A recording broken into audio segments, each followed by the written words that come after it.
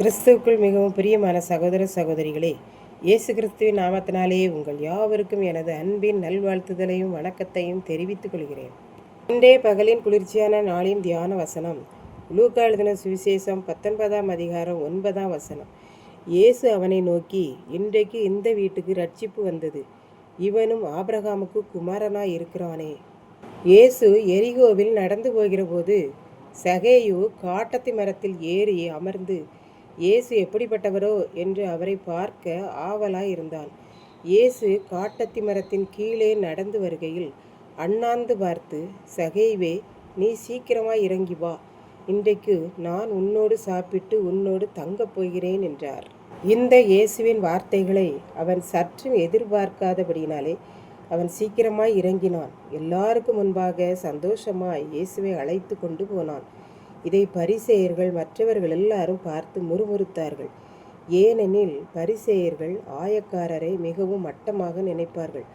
ஆயக்காரன் லஞ்சம் வாங்குகிறவன், மற்றவர்களை ஏமாற்றி வட்டி வாங்கி ரோம அரசாங்கம் கட்டளையிட்டதற்கும் அதிகமாய் வரி வசூலித்து தான் வேலை செய்யாமல் மற்றவர்கள் உழைப்பை சுரண்டி வாழ்கிறபடினாலே அவர்கள் எல்லாரும் சகேயுவை பாவியான மனுஷன், இவனிடத்தில் தங்கும்படி இயேசு போகலாமா என்றார்கள். சகேயு இயேசுவை தன் வீட்டுக்கு அழைத்து கொண்டு போகிறோம், இனி நம்மை மறைக்க முடியாது என்று நினைத்து தன்னுடைய பாவங்களை எல்லாருக்கும் முன்பாக அறிக்கை செய்தான். அவன் சொன்னான், என் ஆஸ்தியில் பாதியை ஏழைகளுக்கு கொடுக்கிறேன் என்றான். இதுவரை அவன் ஏழைகளிடம் அதிகமாக வரி வாங்கி ஆஸ்தியை சேர்த்ததினால் அதில் பாதியை அந்த ஏழைகளுக்கே கொடுக்கிறேன் என்றான். இதுவரை அவன் அநியாயமாய் அதிகம் வாங்கினவன். ஆகவேதான் நான் அநியாயமாய் வாங்கினதை எல்லாம் வட்டி போட்டு 4 மடங்காக திரும்ப செலுத்தி விடுவேன் என்று தன் பாவங்களை மறைக்காமல் இயேசுவுக்கு முன்பாக அறிக்கை செய்கின்றான் என்று பார்க்கின்றோம். இதை இயேசு கேட்டதும் ஒரு பாவி மனம் திரும்பிய சந்தோஷத்தில் கூறுகிறார், இன்றைக்கு இந்த வீட்டுக்கு விடுதலை கிடைத்தது, இவனும் ஆபிரகாமுக்கு மகனாகிவிட்டான் என்றார். வேதத்தில் முற்பிதாவாகிய ஆபிரகாம் முடிவு பரியந்தம் விசுவாசத்தில் நிலைத்திருந்து ரட்சிக்கப்பட்டவன். ஆகவேதான் பரலோகத்தில் ஆபிரகாமின் மடியில் லாசருவை வைத்திருந்திருக்கிறான். இப்போது சகேயுவும் முடிவு பரியந்தம் நிலையான விசுவாசமாயிருந்து ரட்சிக்கப்பட்டு விடுவான், பரலோகம் வந்து விடுவான் என்கிற சிந்தனையோடு சகேயுவை ஆபிரகாமின் குமாரன் என்கிறார். இப்படித்தான் ஒருவர் சிறைச்சாலை ஊழியத்துக்கு சென்றார். அங்கே அநேக கைதிகளை பார்த்து ஜெபித்து புதிய ஏற்பாடு கொடுத்து விட்டு வந்தார். அங்கே இருந்த கைதிகளில் ஒருவன் இந்த புதிய ஏற்பாட்டை ஒரு வார்த்தை விடாமல் வாசித்தான். வாசிக்க வாசிக்க அவனுக்குள்ளாக இருந்த பாவம் உணர்த்தப்பட்டது. கண்ணீரோடு ஒவ்வொன்றாக அறிக்கை செய்தான். கிட்டத்தட்ட அந்த புதிய ஏற்பாட்டை 10 முறை வாசித்து விட்டான். பாவங்கள் மன்னிக்கப்பட்ட விசுவாசத்தினால் சிறை வாழ்க்கையிலும் மிகவும் சந்தோஷமாக இருந்தான். சிறை அதிகாரி இவனுடைய நடவடிக்கைகளை பார்த்து மிகவும் சந்தோஷப்பட்டார். அந்த கைதிக்கு தீர்ப்பு கொடுக்கும் நாள் வந்தது.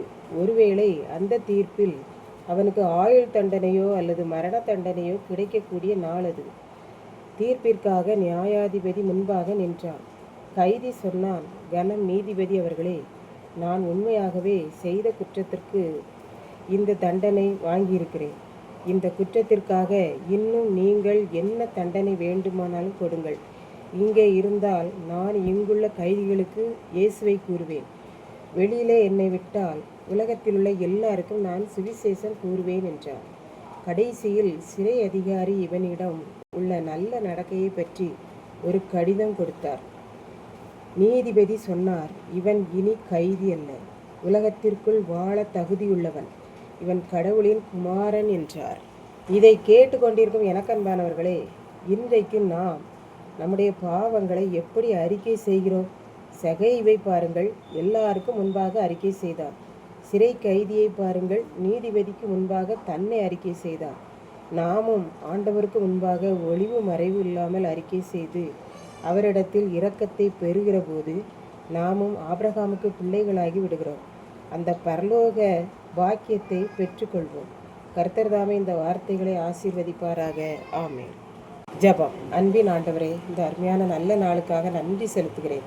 இப்போதும் இதை கேட்டு கொண்டிருக்கிற ஒவ்வொரு பிள்ளைகளும் தன்னுடைய குற்றங்களை மறைக்காமல் உம்மிடத்தில் அறிக்கை செய்து உமக்கு பிள்ளைகளாகவும் ஆபிரகாமின் பிள்ளைகளாக மாற உதவி செய்தரலும். இயேசு கிறிஸ்துவின் மூலம் வேண்டிக் கொள்கிறேன் பிதாவே. ஆமேன்.